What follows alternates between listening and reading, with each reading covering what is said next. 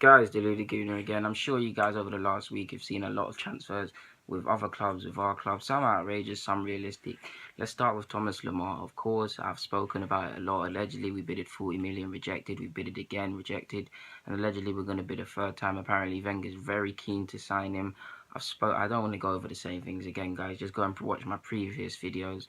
We know he's an exciting player. You guys know how much I rate him. One question mark have his physicality, but he can play on the left, he can play on either side of the flanks, he can assist, he can score goals, he can contribute to the team play. He's an exciting player, and there is a case for a centre mid. He can do the playmaking aspect in the middle of the park, and when you consider the 3-5-2 formation, there is some concerns about Xhaka and Ramsey. They've had equally as good and bad games together.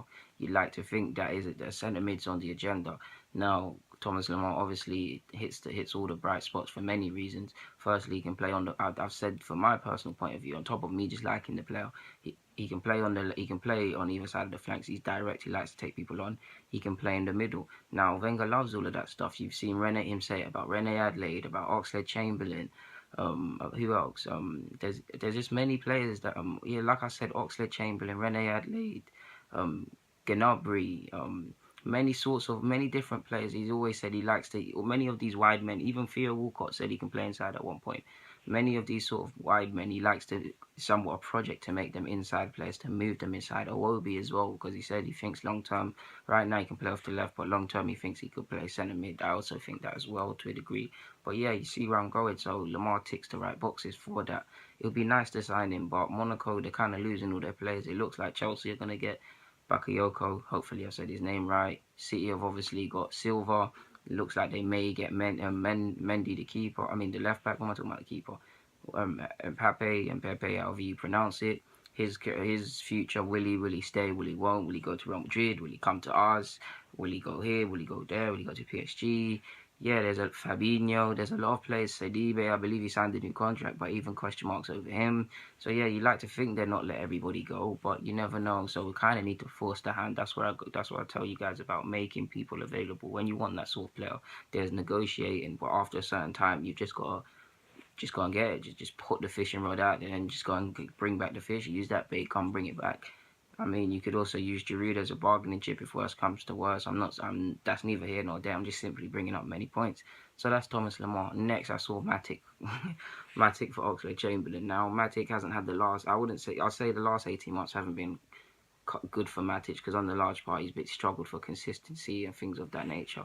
I think he's a good player. He's shown in patches he's a good player. I think he's very much a confidence player. You saw when Jose got sacked, how rubbish he played, and as soon as the new manager came in, it was an instant turnaround.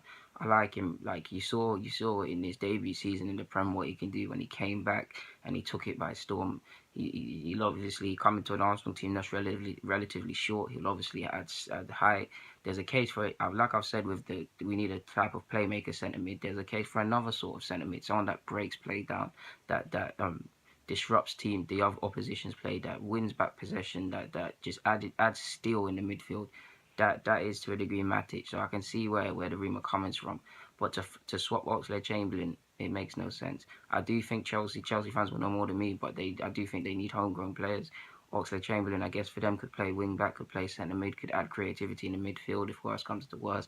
So you can see why someone would go through lengths to make up this rumour. But I mean, it's a tough time. I'll have a tough time believing this. Yes, Ox is in his last year of his contract, but you'd like to think, I don't know about Matic, maybe he is as well, then I stand corrected, but you'd like to think if Chelsea really wanted Oxlade, they'd just force our hands. He's in the last year of his contract, they're in the Champions League. They obviously just won the league, Conte, all of that sort of stuff, strengthening the squad, all of that sort of stuff. You'd like to think that Chelsea would just go outright, go and buy him, and then probably sell Matic on. Allegedly, Juventus is interested. I don't know if it's true, but United, you see the rumours about United. I don't know if they'll sell him after the Lukaku fiasco, but they'd kind of make money, kind of more break-even stuff, and Chelsea like their profits and breaking even and all that sort of stuff. So it will tick the boxes for them, so I can't really see it.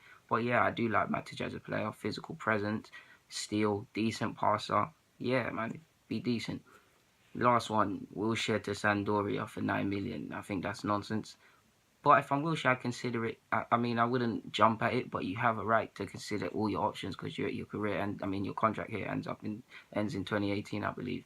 I'll consider it because I mean he went on his honeymoon to Italy. It could be a new life away from the spotlight, away from the whole failed wonder kid tags and all of these sort of things, and just go in somewhat how Joe Hart was refreshed from just spending a year out there and playing. Yes, there was coverage and the coverage was still following him, but you get where I'm going with that. Just live a quiet life where he kind of needs that after a turbulent period. You saw at Bournemouth it was good for him. But on the other hand, I mean, you rejected Roma in last year. You rejected AC Milan. If you reject these sort of clubs, why are you going to go and play for a team like Sampdoria? No disrespect to them, but they're not in the most strongest of positions. I don't exactly follow Italian league extensively like that, but I'm pretty sure they're not challenging for league titles. I mean, we're not, but they're not. They're definitely in a weaker position than us. It wouldn't make much sense. You could go to a number of Premier League sides. There's a number of top Premier League sides that will probably take you just to fill homegrown quotas. There's probably a lot of better options than Sampdoria. And on top of that, for 9 million, I have a hard time believing it because I'd like to believe if worse comes to worse, because of his injury record, 15, I would say 20, but he's had too much problems, and 20 because of the English premium. If he never had none of these injuries and all the things Wilshere gets bantered for, who knows how much he'd be worth, but they are the facts.